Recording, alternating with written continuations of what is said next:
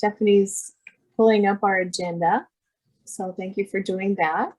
It's about 2:02. I know that part of the reason that we come together and meet is to grow to know each other better. And I think if we're quick about it, sometimes we do put our, just introduce ourselves only in the chat box. But if we can be really quick about it, I think we can have folks say their name and your affiliation. And then just so we can hear one another's voices, even though it will take a little bit longer, I would really love to do that. This is Karen Ahrens. I'm a board member of the North Dakota Local Food Development Association. And thank you everyone for making the time to be here today as part of our meeting. We sometimes switch off board members in facilitation so that people can have opportunity to listen more and learn from one another and not have to worry about running things or taking notes. So that's why I'm on today. And so glad you're all here. So I'm going to call out names of people. And then when I call your name, if you would please make sure you're off mute, introduce yourself and where you work and the city where you're calling in from. Holiday, take it away. I am Holiday with USDA Rural Development. I work with the tribes mostly, and I have the pleasure of working with Jill. Thanks, Holiday. Well, let's popcorn over to Jill. I am Jill Hawkinson, USDA Rural Development. I am a community development specialist located in Devils Lake. Today, I am sitting in Annetta, North Dakota, which is where I reside. All right. Also early on the call was Jody. Hey, good afternoon. Jody Bruins, Leadership Civic Engagement Specialist with NDSU Extension. I have an office in Oaks, but I'm coming to you from our farm in Stickey County between Oaks and Ellendale. Stephanie. Hi, everyone. I'm Stephanie Blumhagen. I am the Executive Director for Farms and the Board Chair for North Dakota Local Food Development Alliance. And I reside in Bottineau, but today I'm calling in from downtown Bismarck. Okay, Felicity. I'm Felicity Merritt. I'm the Program Manager at Farms. I work remotely from my home in Fargo, which is where I'm calling in from today. Glad you're here, Felicity. Craig. Hi, all. Craig Burns. I'm a professor of social work at UND in Grand Forks and vice chair of the board and president of the Wanawota Food Pantry Board in Devils Lake. And I'm calling in from Grand Forks. All right, Mary Podol. Hi, everyone. My name is Mary Podol. I serve as the state conservationist for USDA Natural Resources Conservation Service. And I work in Bismarck, but today I'm working from my home with an address of Baldwin. Welcome. Quinn. Hey, everyone. Quinn Renfint. I do a few different things in local food, but today I am helping build a greenhouse here at my farm. So I'm being construction guy, calling in from just south of Minot. Glad you could make it. Candace. I'm Candace. I'm with Red River Harvest Cooperative, and I'm calling in from Moorhead, Minnesota. Hi from Minnesota. Jan. Hi, everyone. Jan Stankiewicz with NDSU Extension, Community Health and Nutrition Specialist and Tribal Liaison, and I am in Bismarck. Glad you're here. Is Christine still on? She was, but I see Anne is still on. And you might feel it be on mute, and we'd love for you to introduce yourself. Anne said that she's driving to farmers market, so she's just listening in. Oh, okay. All right. Thank you for monitoring the chat box. Bjorn. Oh, yes, I just finally got connected here. Is this introductions? Sorry. Yep. Hi, so I'm Bjorn Solberg. Let me get my video going here. I'm Bjorn Solberg. I own an organic potato storage and supply business here on the eastern part of the state. I'm actually in Minnesota, right along the Red River. But I'm also involved with Red River Harvest Cooperative, which is a group of us local producers in the Fargo-Moorhead area. Working together in various ways. We operate an online marketplace, and yeah, I'm just here under Director of Wholesale Operations, trying to explore larger volume sales for our producers in our area, and excited to see what's going on with the Bizman Co-op and everything else here in North Dakota. So excited to be on this call and participate. Wonderful. And then I think the only person I haven't called on yet is Shirley. Hi, I'm Shirley Reese from the Bizman Community Food Co-op. I am the general manager here, and I'm in store at the co-op today in Bismarck. Great. Did I miss anyone who did not yet have the chance to introduce themselves? If not, it's so good to hear about all the wonderful things that each of you are doing to connect people with food grown right here in North Dakota. And again, thank you for being here today. In the chat, if you have not yet, you can also post your favorite thing from the farmers market and browse a little bit at what other people are enjoying now that things are starting to roll in off the vines and onto the shelves. Something quite exciting happened recently, and anyone who's written a grant to the federal government will understand how exciting it is when you finally do land one. Woohoo! We in North Dakota, the Bizman Community Food Co-op recently was awarded a Healthy Food Financing Initiative grant. Those grants are funded through the Farm Bill, and they run through USDA Rural Development, but the group administers that grant program.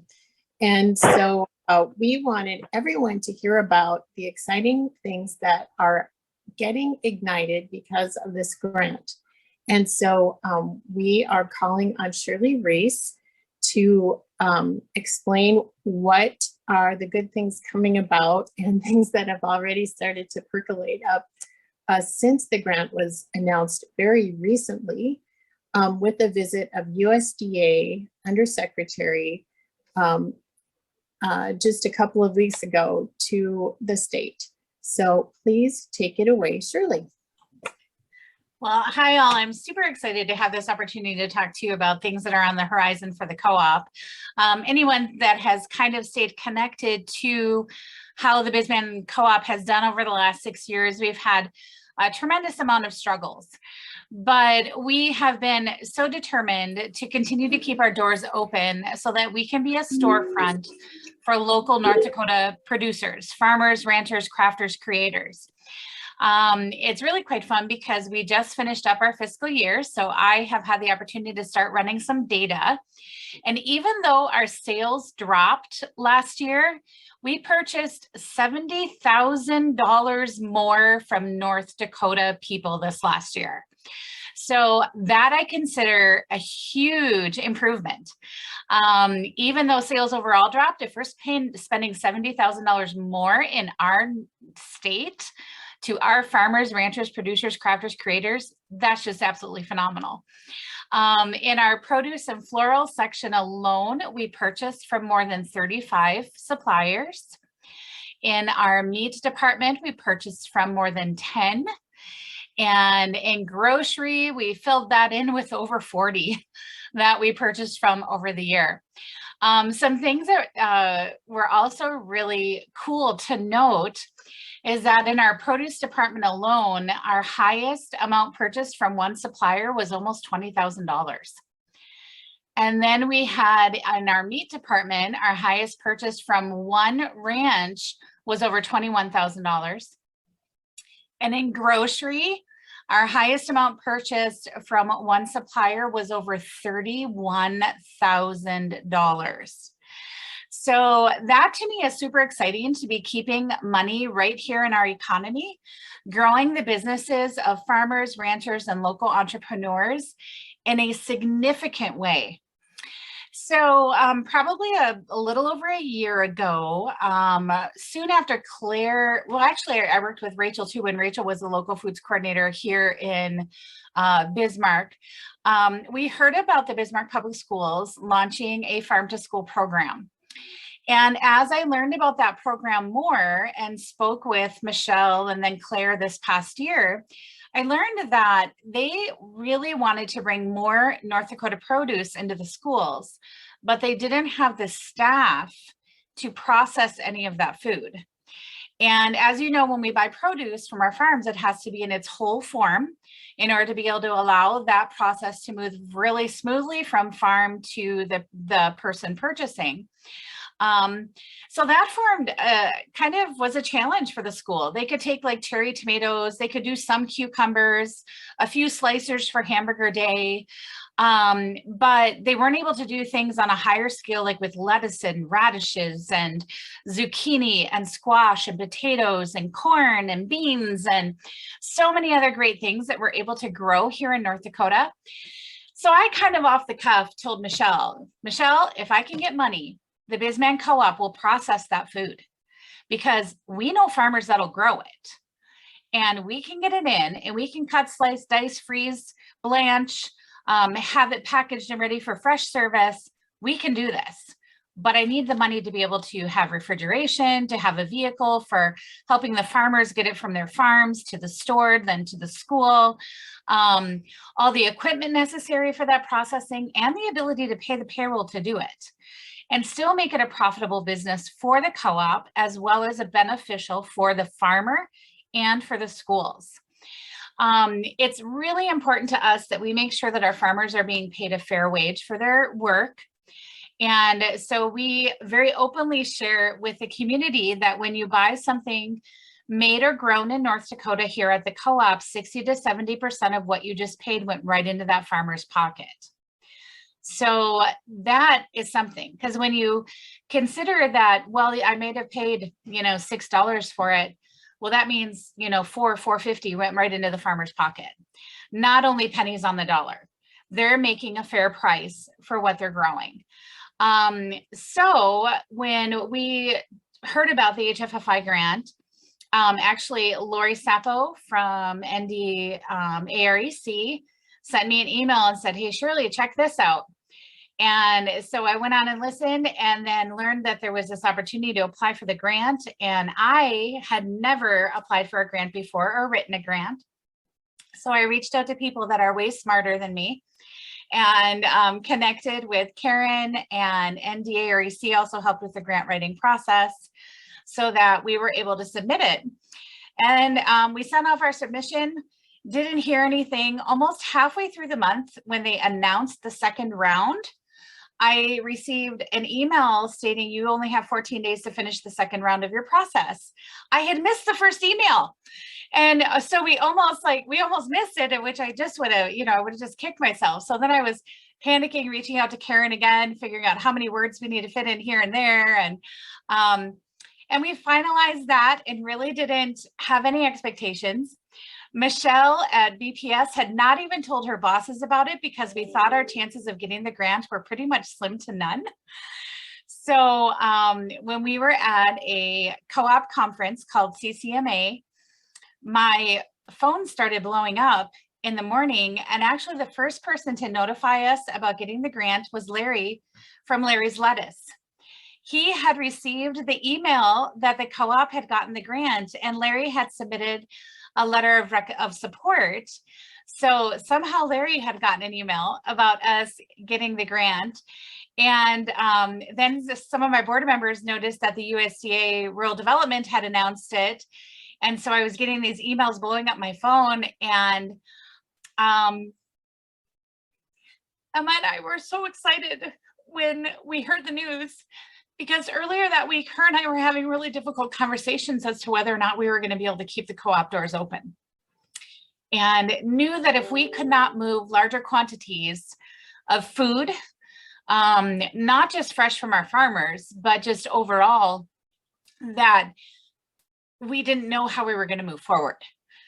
And so when we heard about the grant, we were like, okay, we've got the supplies we need to move forward with this. So it is not a risk to the co-op. And yet we're going to be able to move thousands of pounds of food for our farmers, which means some of them might even think about running their greenhouses year round because they have a place to sell food year round. So we've already met with Bismarck Public Schools and started to talk about how many thousands of pounds that looks like for this year. That means that probably some of the farmers that we're working with, we're obviously going to continue to work with them, but we believe that we're going to need to expand beyond the farmers that we already work with here at the co-op, deeper into our state, and finding more suppliers to help us meet the demand that the school will have. Because BPS isn't interested only in getting this into our elementary schools, which the HFFI grant, in order to qualify for it, we had to be in a low-income area and use the funds for lower income or communities of need. And we have several elementary schools that fit in that zone, but we also have middle schools, and we haven't even talked about getting into the high school yet. And then we were also contacted by the Department of Public Instruction person that heads up the food services or the health and food and that sort of thing. I can't remember her first name. I'm drawing a blank. But she had the opportunity to apply for some grants that were almost pretty much guaranteed for some rural schools that have to use that money on local food, local produce. So we're already talking about expanding this program beyond Bismarck Public Schools into smaller rural communities that also will have the opportunity to put this food into those kids as well. And my big vision for it, you know, obviously we're starting with putting food into our public school kids, but I would really love to see us be able to connect with several rural communities that we can get into those schools, that we can possibly even get into some rural communities that no longer have grocery stores. And with the refrigerated vehicle, we would be able to provide not only produce to the schools, but fresh grocery delivery to these communities that don't have that available anymore. And then we are also partnering with the Benedictine Center to do a fundraiser this fall called Farm to Fork. And that Farm to Fork is also going to allow us to move thousands of pounds of food from our North Dakota producers, because Farm to Fork is buying their meat, all their produce, and even accessory type foods like honey and eggs in that for that program. So we're really excited about it. Right now, we're going through all the red tape that it takes to finish the process of moving funds forward with a federal grant. I've been told I've got about 2 to 3 weeks to wait for all the project development, project planning, timelines, and all that sort of stuff. And then we will be purchasing an additional walk-in cooler because we need more storage space for that produce. And we'll be purchasing a refrigerated vehicle to make sure that we can always get the food from the farm to the store for us to be able to process and then move it out into the schools as well, and the processing equipment. We're hoping that we can be very strategic with those use of funds so that it'll also cover new jobs for about 1.5 employees as well, or 2 part-time employees to help with all of that production of produce.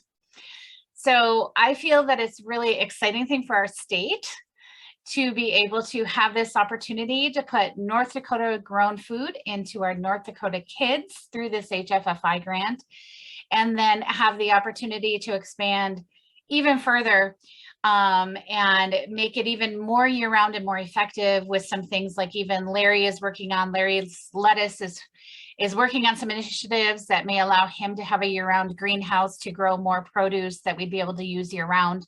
And these producers that know that they have a place for it to go makes their livelihood more sustainable and gives them an opportunity to, if they're wanting to focus on just growing more produce and knowing that it has a place to go, it's going to give them the security to be able to do that.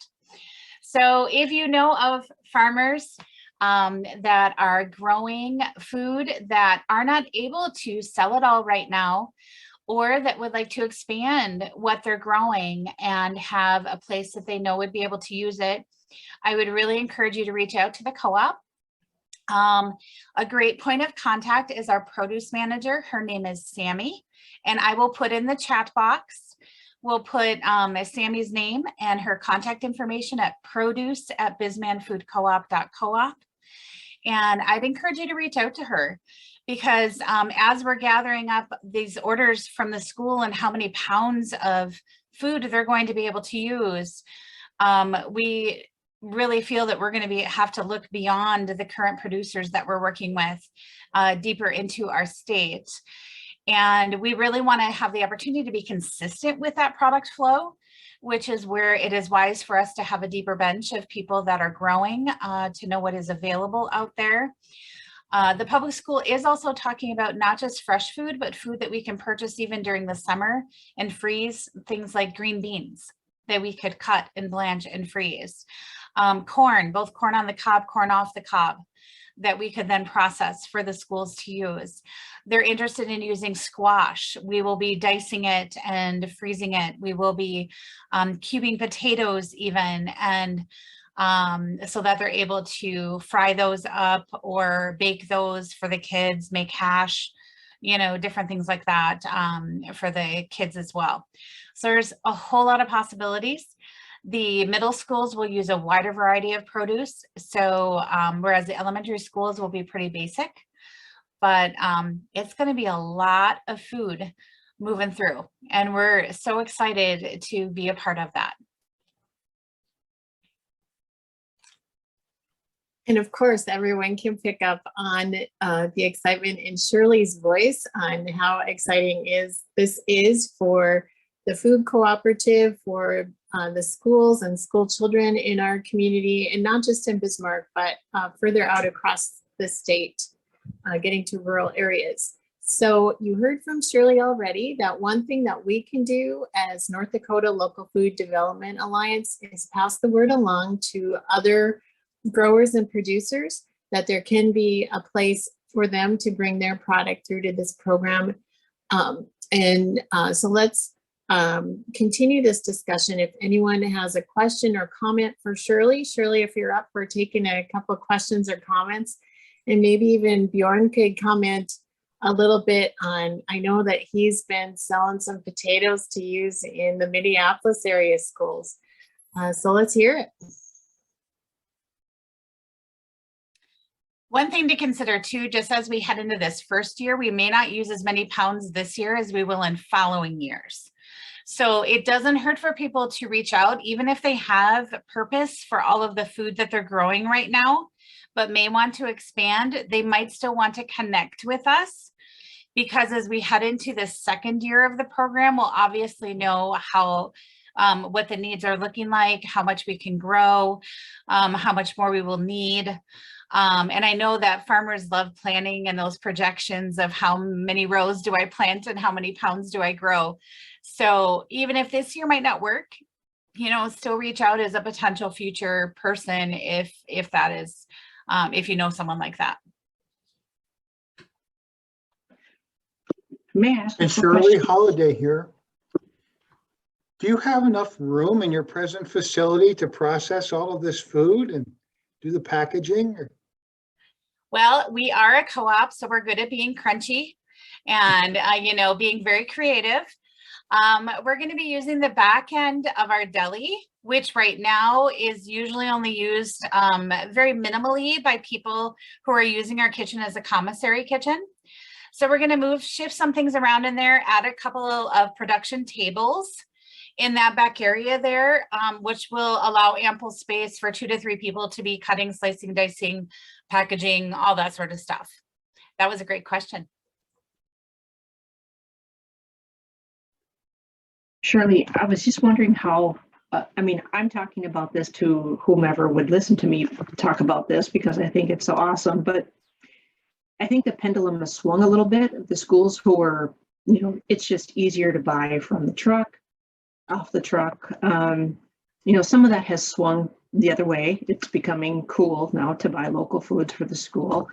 But to those naysayers, how can we publicize this? Is there through DPI, or is there a school lunch conference, or I don't know what I don't know, but how can this word get out that you've received this grant, and how the scale that it's at, and how it will benefit the Bismarck Public School and potentially other schools? Yeah, that's a really great question. I know Michelle and I have talked about some speaking opportunities coming up where there might be opportunities for me to even do like 5-10 minute commercials at different school conferences and such to talk about farm to school and how we're looking to build this and create these opportunities. A big misnomer is that schools have no funds available for something like this. And Michelle has informed me that schools just need to be creative. But, you know, even she said that like she can use up to $50,000 on local food with no questions asked. Now, when we go beyond that, we will possibly have to put bids in similar to how other food producers do, like Cisco, US Foods, you know, all that sort of thing. But that within those bids, it sounds like the schools are able to put flags on there, like local, open source, you know, there's different ways to identify it, which helps funds to be used a little more openly. And that is something that we do have to consider, even those of you in USDA rural development and legislation type thing, that there needs to be a movement nationwide where USDA allows for more funds to be freely used in the local states. We may be a small footprint right now trying to launch this program, but I think it would be so much fun for North Dakota to be a leader in this and to be able to say, hey, we made this work. This is how we made it work. This is how it made sense. This is how we're going to grow it, and make sure that our people in our state are getting healthy foods that we're able to grow within our state. You know, we're blessed because we can get food from anywhere, but if we can get it from our neighbors, you know, it's a whole lot more likely that we're going to be able to get it more regularly because we don't have to depend on trucks traveling halfway across the nation to get it to us. Yeah, thanks for all that, Shirley. And then Jody, your question about like, are there conferences for school food service stuff? DPI does do lots of training with all of their school food service folks across the state. And they do have an annual conference every year. It's like the School Nutrition Association of North Dakota or something like that. And Deb has been involved in some of these conversations. And that was some of the stuff that like Katie Jonke and myself and Claire were making sure that this sort of all these efforts were getting shared across the state to kind of create more of that buzz and more of that positive spin on accessing local foods and figuring out lots of those sorts of like logistical sorts of things. Yeah, Deb and I just spoke last week actually about how we can access more funds and access more grant money that will be able to be used, flagged even specifically for the produce that we're getting right here in North Dakota. So that's where, you know, the refrigerated vehicle that we're able to get from this through this grant will allow us to reach deeper into the state with those areas that Deb is accessing different funding for and such, to be able to get the produce into those schools too. And with some of the growers, like I said, that grow year round, lettuce, like Larry, I mean, we can get Larry's lettuce year round. Potatoes are something we can get year round. You know, there are a lot of things available, and now having a place that can actually wash it, dice it, and have it ready to go for the schools that don't have the labor to do so is going to allow more pounds to move through.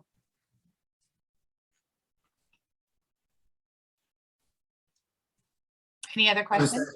I'll just add, I was at the conference last month, the statewide school nutrition dietitian conference last month. I was on their farm to school panel discussion that they had. And so there's a lot of interest from rural communities, rural schools, every school in having a farm to school. The main issue is just having the production and the pricing be match up. And so that's why, yeah, it's important to get grant money and other funding for programs like this to at least jumpstart it. And that being said, if you need to know, a lot of federal funding is going towards states right now for the specific purpose of purchasing local foods. So going to schools specifically, and then there's another grant for other entities, not just school related. And that's, you know, schools can be applying right now and getting that grant funding this winter and having a year and a half or two or so to spend that money. So it's, yeah, the timing right now is really good to be getting going on initiatives like this with federal coming to state. And then I think the other thing is just we have this legacy fund. You know, North Dakota's got a good chunk of change thanks to oil. And I think something like this that not only benefits the schools, education system, but then North Dakota rural farmers and urban farmers is you know, it's a 2-for-1, or it's even more than a 2-for-1 in my mind. And so I'm hopeful that this group or someone or everybody can lobby the legislature once they start up here this winter and spring to really be investing in this, not spending money on a project like this, but investing money in a project like this. You know, one thing interesting that Bjorn said too is that as Michelle and I have talked about pricing, and that the pricing that they are willing to spend on local is higher than what they're spending on the truck. They're not expecting our local farmers to sell it for as cheap as like a Sysco or US Foods. They are willing to negotiate prices that are higher than that, and then also understand that we have to add a processing fee on it. Because this is a federal grant, we have to make this profitable, not just, it can't be a loss for the co-op. It has to be something that makes sense. So, you know, that's where we're going to be working really closely with our farmers.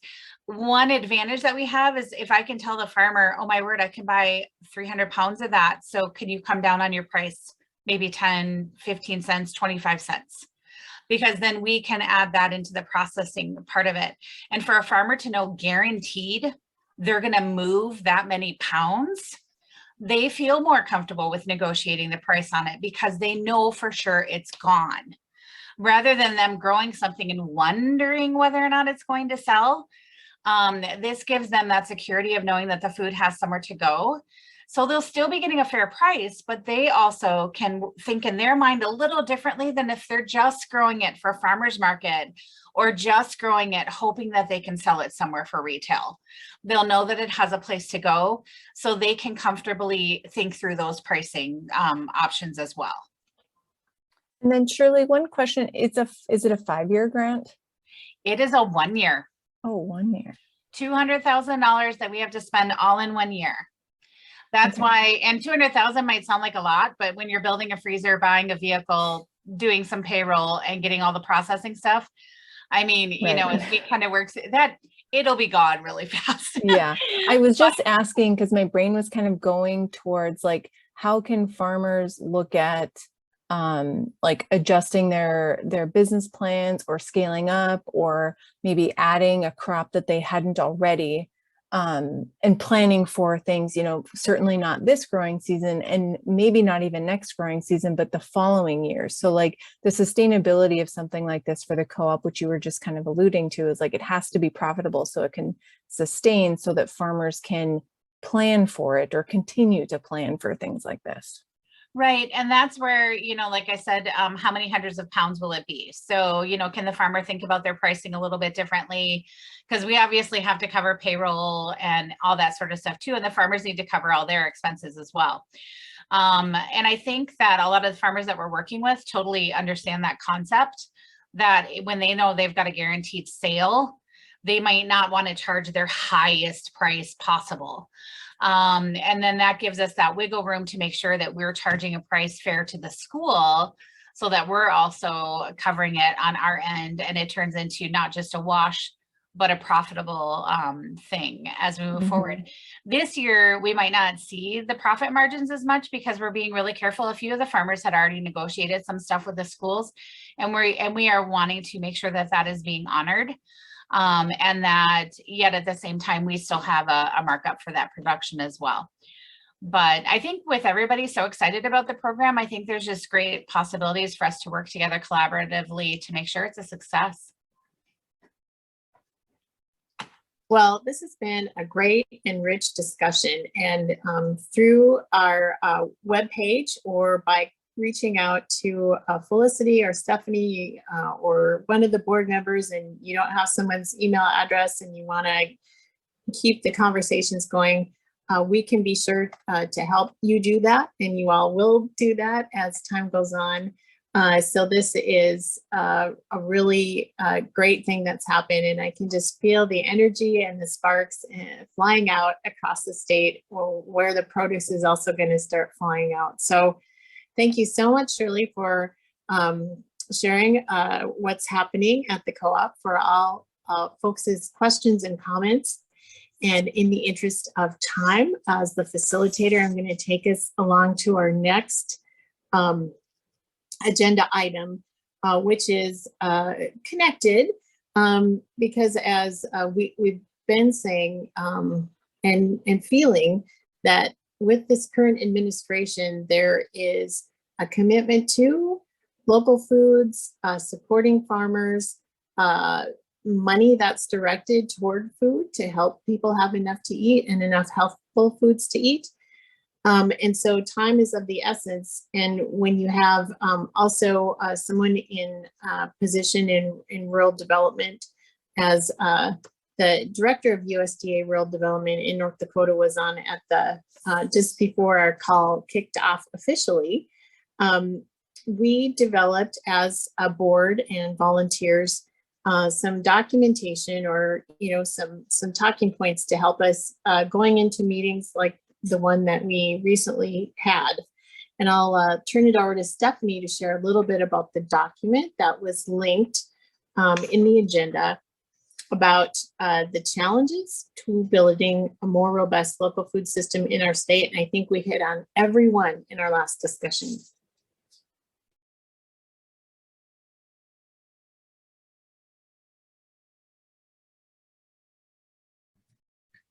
Absolutely. And I apologize. I'm on a different system than I normally am, so I'm a little clumsy trying to find out where my mouse is. But so I'm so excited about the BizMan Co-op's success in getting this grant. And Felicity and I had the opportunity to attend the meeting couple weeks ago with the Undersecretary for Rural Development at the co-op, which was a roundtable discussion about this grant, but also building local food systems in rural areas and what is needed.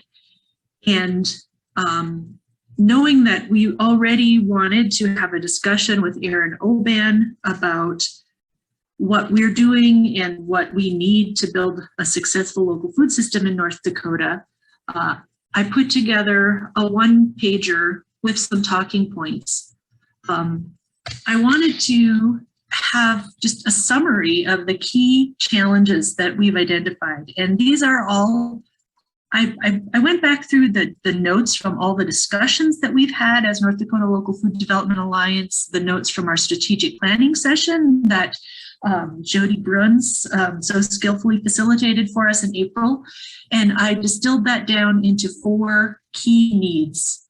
I identified a need for local infrastructure, shared use kitchens, meat processors, and food hubs and aggregation centers, coordinated transportation and distribution systems so that we can get rural produce from rural areas to where the consumers are, be that rural consumers or urban consumers, coordinating staff to broker those relationships between farmers and schools, institutions, and restaurants. It takes a lot of work to make the connections, to build the markets, to make that link between the people growing the food and the selling of the food.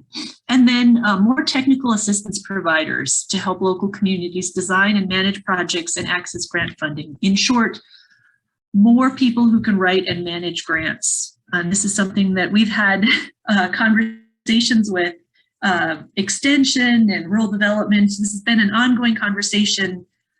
How can we provide that grant writing support to get more of these federal funds, because there are more and more funds being made available, and that represents a great opportunity, and we don't want to just leave that on the table. But grant writing takes a lot of time, it's a skill, and then managing that grant takes a lot of time and energy. Speaking as the executive director of a nonprofit who has to manage 7 different grants at any given time to keep the nonprofit running.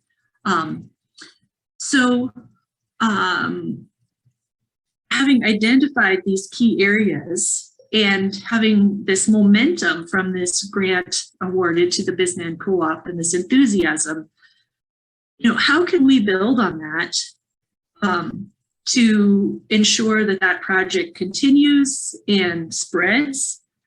What other grants need to be written and for what? What projects need to be developed? What partnerships need to be formed? And so a good starting point is USDA Rural Development. And Jill Hawkinson is going to talk about some of the resources available from rural development that could continue this work. And this document about local food systems needs is on our, well, it's linked in the agenda. It's also, I don't know if I've put it up yet on our member resources page, but it will be up soon and possibly on the website. I will turn it over to Jill unless Karen has something else on the agenda. No, let's get Jill set up so we can learn about some of the opportunities from rural development. Thank you. I'm going to try to share my screen here. So, okay, let me give you screen sharing capability. Okay. Find you.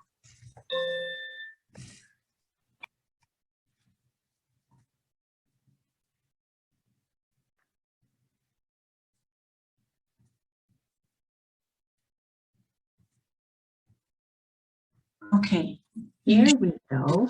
Now, can you see my screen? Yes. All right. There's a PowerPoint up there, hopefully. There we go. Everybody sees that okay?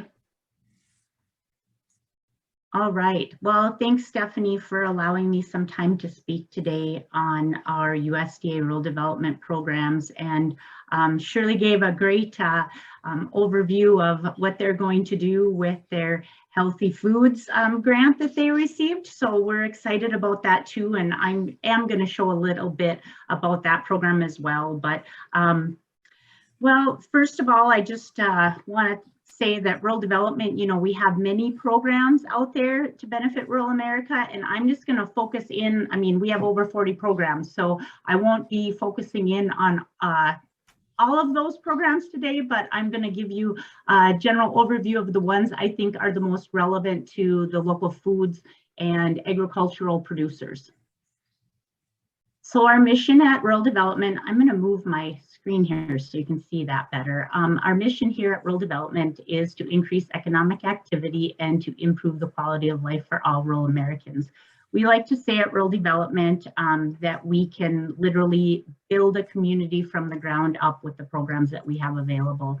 And some of those programs fall under different types of services. We have our rural business cooperative programs, our rural housing programs, and our rural utility programs. And actually, we have programs within all of those different subsets that would be relevant to local foods.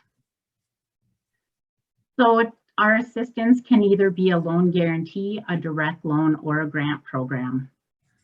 And most of what I'm going to talk about are more of the direct loans and grants, but we will focus in a little bit on loan guarantees as well. Our rural housing programs, of course, housing is part of that. We have our single and multifamily housing programs, but the one program within this area is our community facilities program that fits a little bit better with the local foods movement and what we can do. Our community facilities program has many types of facilities and equipment that facilitate production, marketing, and distribution of local foods, in addition to our goals of assisting hospitals, health clinics, schools, daycares, community centers. So if we take a look at how it assists agriculture, Some examples are farmers markets, community kitchens. Aaron mentioned commercial kitchens when we were having our discussion at the beginning before the meeting started. And, you know, commercial kitchens, community kitchens, we kind of use them interchangeably, dependent on what the primary focus is there and who the ultimate recipient is. We can fund them in two different ways. And I'll talk about the community facilities being one. If it's more of a commercial kitchen setting, then we go to the rural business development grants for those type of things. But community facilities is an eligible, you know, community kitchens are eligible under that. And the way our community facilities program is funded, it depends on the median household income for the community or the area being serviced. It has to be located in a rural area, but you know, our grants are typically smaller, $50,000 or less, but in some situations we have went up to 75,000, but we also have direct and guarantee loans that can help finance the remaining portion of the project. So we can finance equipment, facilities for nonprofit food distribution networks, cooking schools we've financed, and community food banks. And our eligible applicants are public bodies, community-based nonprofits, and federally recognized tribes are typically the grant recipients under this program. We have our rural utilities service. There we have telecommunications programs, the WEP programs, and our electric programs. Specific for producers under this program that would be agricultural producers would be our Rural Energy for America program. And the Rural Energy for America program is available to both agricultural producers as well as rural small businesses. And so for the purposes of egg producers, they have to receive at least 50% or more of their gross income from egg production. And they have to be located, if it's a small business, in a rural area or non-metro area. And privately owned for-profit small businesses are eligible for this program, and they can receive grants and guaranteed loans for installing renewable energy systems and for energy efficiency improvements. In some instances, if you're serving a rural area and you're in a metro area, there can be some there's possibly some wiggle room in that, but for the most part, we stay within that smaller than 50,000 in population. There's some examples of energy efficient eligible projects. You can do LED lighting, heating, cooling, ventilation, fans, automated controls, insulation, essentially anything that's going to reduce your energy consumption is eligible under this program.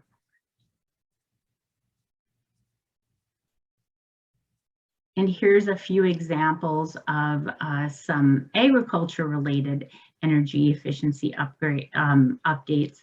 So you have the grain dryer system. If you change out your grain dryer to use less energy or change the source of energy to consume less, irrigation center pivots. And then we also have done some solar panels on buildings, and this would be eligible for a small business as well. So insulation, things like that. We have done a lot of these type of projects over you know, the course of the REAP. As I said, retail and warehousing and manufacturing, they're all eligible for our program, and avenues of utilizing that funding for small businesses. It's the sky's the limit, let's just put it that way. If you're saving energy, visit with us and we'll try to find a way to make that program work. As far as renewable energy, again, for businesses and agricultural producers, we have solar, wind, hydroelectric, anaerobic digesters, biomass, geothermal, all of those are eligible under our renewable energy grant and guaranteed loan program. Here's a few more examples: solar panels, biomass, and geothermal. And so funding available is available through our loan guarantees, and those loans can fund up to 75% of the total eligible project costs. And then we have grants that are up to 25% of the total eligible project costs. And if you combine the grant and loan, we can finance up to 75% of the costs for those energy efficiency upgrades and or renewable energy systems.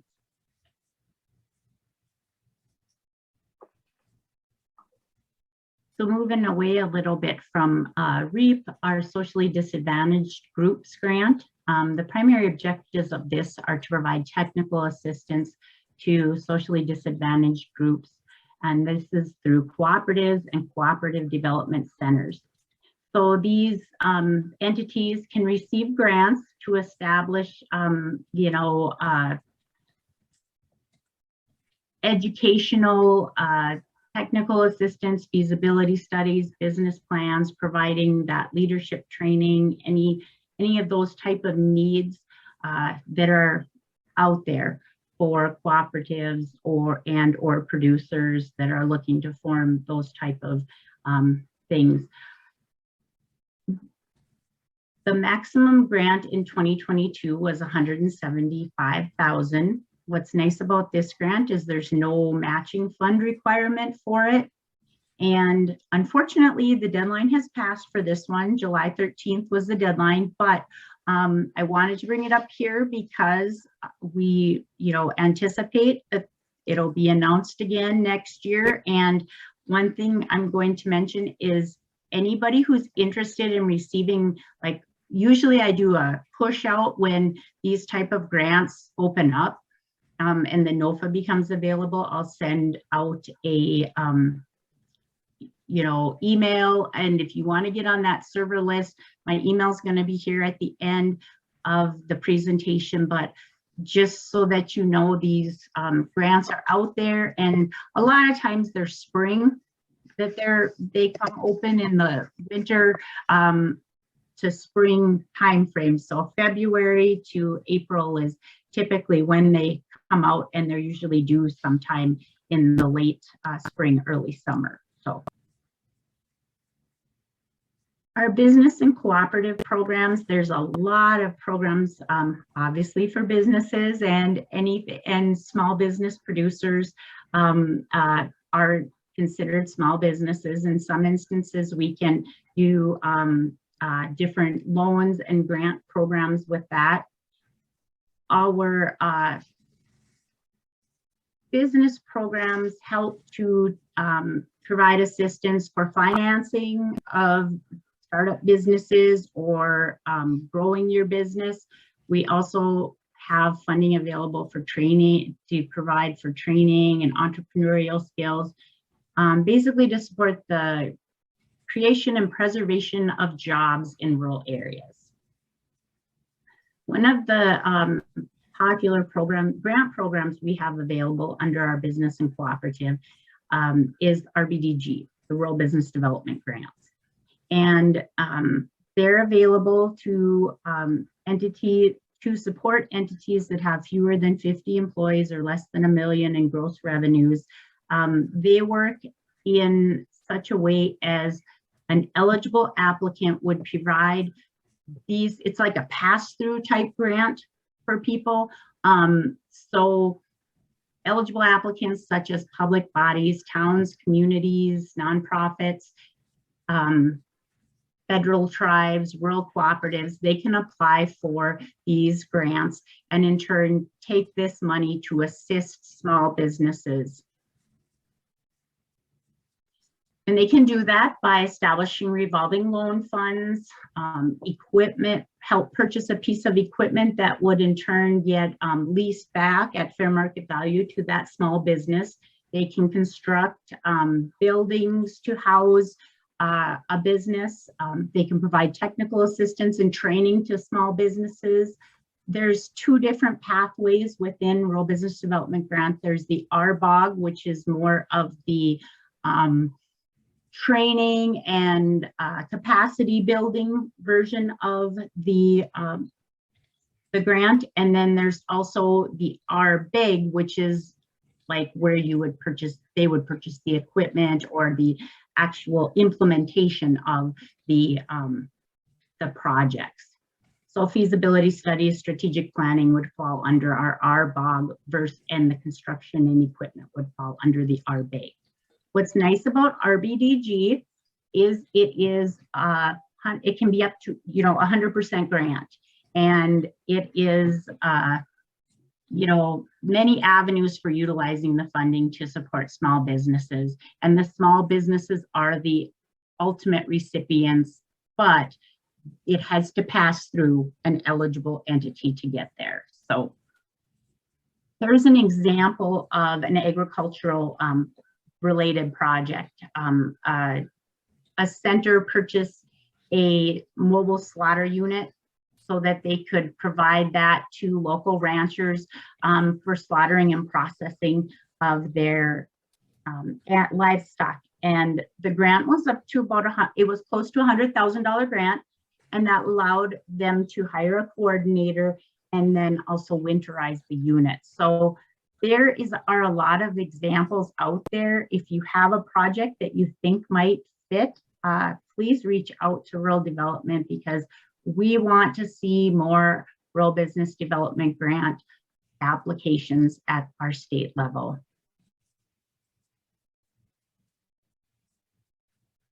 Our Rural Business and Industrial Loan Guarantee Program is another option out there. And our business and industry loan guarantees can help convert or enlarge, repair or modernize or develop businesses. So this is, and there's a whole list of other options out there too, that can refinance. They can be used to refinance when new jobs will be created. Lots of opportunities there. And here's an example of a B&I guaranteed loan that was used for a dairy. So they used the guaranteed loan to purchase a facility for local source verified milk. Created four jobs are saved and created 3 more. And moving on, I'm going to talk about our USDA Rural Development Value Added Producer Grants. And these grants help agricultural producers enter into value added activities related to the processing and marketing of new products. These grants are awarded through a national competition. Each fiscal year, applications are requested through a NOFA. And we just finished up our application batching period and are going to be announcing awards shortly for this program. Again, agricultural producers are eligible applicants under this program, and as well as majority controlled business ventures and, that are ag-based and farm and ranch cooperatives.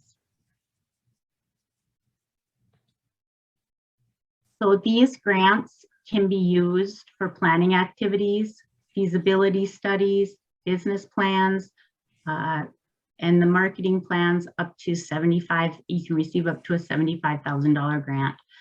Working capital grants are also available up to $250,000. Some of those eligible expenses are processing costs, marketing and advertising, and then it can be used in some instances for inventory and salary expenses as well. So priority points are given on your applications if you're a beginning farmer or rancher, and beginning farmer or ranchers are typically identified as 10 or fewer years of being in agricultural production. Socially disadvantaged farmers and ranchers are also eligible. Some of the programs don't consider females socially disadvantaged, but for this program, you can get extra points for that. Small or medium-sized farms receive extra points, and if your ranch is structured as a family farm, that there's extra points given for that too. And then if it's a cooperative and mid-tier value chain. These were due May 2nd for this year. They're open every year. Again, typically applications come available in, the NOVA comes out in February, and then they're due in April, May timeframe. Jill, ahead. just Yep. before you go on, we have exceeded our Oh, schedule. I'm sorry. That's okay. But I just invite people to stay on for just a few minutes while Jill finishes up. And otherwise, for those of you that may have 3 o'clock meetings, may have left or need to leave shortly. And thank you everyone for joining our call. We'll let Jill finish up quick on a slide that has her contact information. Yeah. And a final statement, which I know Jill is so open for people to reach out to her with any questions they have. She or others on rural development staff are so helpful and will help you figure out the best type of grant or loan to meet your needs. Yes. Karen, I would ask, because we do record these, I would like to let Jill finish the entire remainder of her presentation, and those who have to leave can finish up by watching the rest of the recording. Okay, great idea. I can sure throw my contact information up now if that's helpful. I can see in this, or okay. Go ahead, Jill. Finish. Okay. Before I interrupted you, pretend that didn't happen. And No, carry on. you're fine. I'm moving along pretty fast here, and I apologize. Sometimes I talk a little bit longer than I should, but so thank you for keeping me on task here, Karen. This is just an example of a value-added producer grant, and there's lots of them out there, but again, we want to encourage applications for this program as well, because we have been somewhat undersubscribed in North Dakota to this program.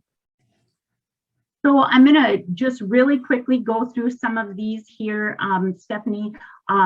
This is our meat and poultry processing expansion program, and this is for eligible processors to expand their capacity. This is a newer program that we had, and this unfortunately has already closed, but the slide is up here so people who are watching the recording can kind of see what this was all, that this one was all about. We do anticipate these are going to open up again, and are going to be kind of new programs, because there's a real push for, again, trying to get more local production and processing going in North Dakota and across the country. So this is what the funds can be used for. The meat and poultry intermediary relending program is actually open right now. It's open until next week, July 25th. And this is to provide grants to intermediary lenders so that they can finance or startups and expansions of operation of slaughter or other processing and facilities for meat and poultry. So if you know lenders out there who might be interested in helping finance and get an intermediary lending program going, please share this with those entities that might be interested. Again, here's the entities that are nonprofit corporations, public agencies, tribes, cooperations that plan to finance. The ultimate recipients, again, are businesses engaged in processing of meat or poultry. Here's what the grant funds can be used for. Mentioned very briefly our cooperative programs. These are to improve economic condition of rural areas, helping individuals and businesses start, expand, or improve rural cooperatives. And then the last program I was going to mention is the Healthy Food Financing Initiative, and Shirley explained that, that her, Bisman Co-op received one of these grants, and this was to improve access to healthy foods in underserved areas.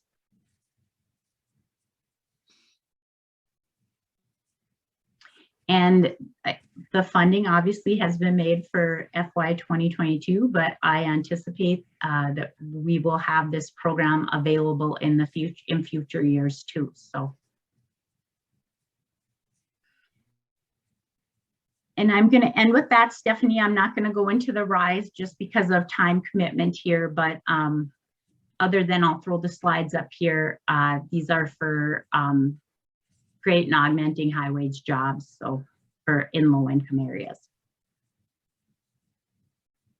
And these are the resources available at our farmers.gov website. So I always like to put that plug in too. That is for agricultural producers, primarily who are just getting started, to kind of take a deep dive into what programs are available across all of our USDA agencies that support the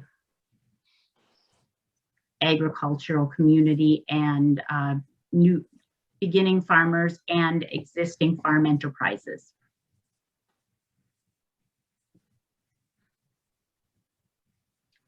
And I'll end with that, Stephanie, but if there's questions, I'm happy to kind of go through those things too. I apologize for going over. I think the blame is mine for making a too full agenda once again. There's just so many good things I want to talk about. Maybe we need to start scheduling longer meetings. I don't know. But by recording and keeping the conversation going and having our page for member resource sharing, we can keep the conversation going all throughout the month. So thank you so much, Jill. There's a lot of funding opportunities there. Yeah, it's hard to condense it into 15 minutes, but I tried to highlight how the businesses can benefit from this and the agricultural producers. Absolutely. I hope that generated some ideas for some people on the call. I know that I'm going to be reaching out to Jill soon, and maybe the two of us will sit down and do some scheming. I want to offer as well that there are several of us in the group that have some grant writing experience. My former position was as a grant writer, so I'm always happy to help any initiatives anyway, even if that just means doing a final read through to do some final editing or helping fill out a pesky SF 425 or something to help. We had, I know we're over time. We had some member updates. I just want to make sure everyone's aware of August 10th, there is a meeting, a Rural Developers Assembly in Mandan, but someone from Warehouses for Good is going to be there talking about how to solve supply chain issues in rural areas using warehousing. And so that has been posted to our member resources page. We'll also post some information about some potentially upcoming workshops about local food systems that are being hosted through the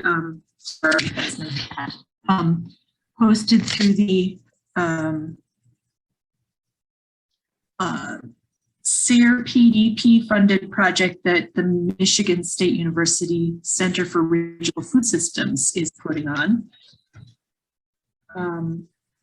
And I would just encourage you all to go to our webpage, ndlocalfood.org, and click on member resources, and you'll see some great updates. There's an upcoming White House conference on local food systems. Food, nutrition, and here we go. So this is our member. Nutrition and health. Thank you, Kieran. So make sure you check out those updates, and we will post the recording of today's meeting. And thank you all for your time today. We appreciate it. And that's Stephanie. The meeting. Hey, Jill, I have a quick question for you, if I could, Sure. really quick before you log off. You mentioned the production plants for meat and poultry. Do we have any in our state yet that are doing USDA inspected poultry for retail sale? I believe there are a few, and there is one I know in our area that's in the process of trying to get certified. Okay. I'm not as familiar with it. Apologies, Shirley. I'm not as familiar with how many are out there because our agency doesn't actually do the certification of it. You know, it's within USDA, but you know, the federal meat inspectors go out and do that. But I know there's a lot that's involved with it. There are a few of them. I'm aware of, I think 2 of them maybe out there, and one of but not so much. I'm not sure on the poultry side of it, more on the beef. It's the beef. You know, beef and pork. We've got great resources for that to get it into the co-op. But I keep on saying that I'd really love to see a chicken processing plant that is USDA inspected so that we can sell North Dakota chicken. Because there's a lot of farmers raising them, and I mean, they're beautiful birds, you know, because I see them offered on some Facebook like farm to table type groups. But they're not processed in a plant where we're able to retail them, you know. So I hope eventually one of these plants will get the poultry processing certification, because I think that would be a great thing for our state, you know, because we do have a lot of people that are doing good chicken too. It'd be great to offer that to our communities. Even through, there's plenty of meat ones out there. It's the poultry where, exactly. Okay, well, thank you. I appreciate that. If I find out there are for poultry, I will send you something, Shirley, if there's any out there. Thanks so much, Jill. Yep. Thanks, Stephanie. Thank you, Shirley. Great presentation. Thanks.